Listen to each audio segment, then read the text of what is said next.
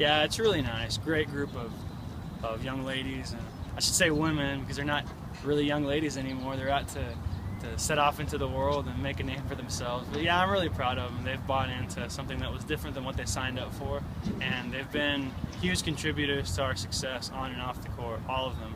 Celia Dion and even Joe Garvey, who this year is not playing, but has been a great teammate and a great supporter.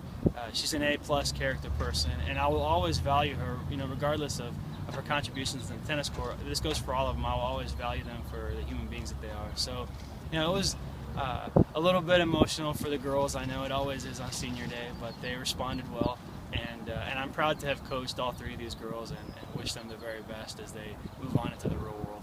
And we're in great shape to do it, physically healthy, mentally focused, and really just prepared to go and play our best tennis.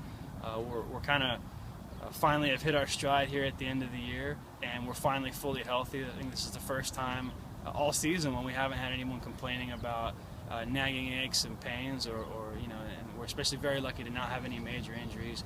Kristen and Hodge have done a phenomenal job of keeping us healthy, so hats off to them, and we're very thankful to have a top-notch training staff. So yeah, we're ready to go, and it's just time to take care of business. It's the old sports cliche of one match at a time. It sounds tired, but it's true.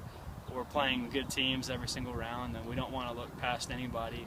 We're excited to be playing in the final on Sunday, but we know that opportunity could go away very quickly if we're not focused on Friday and then hopefully on Saturday. So yeah, it's we've worked all season on valuing not only every match, but every single point, every single ball.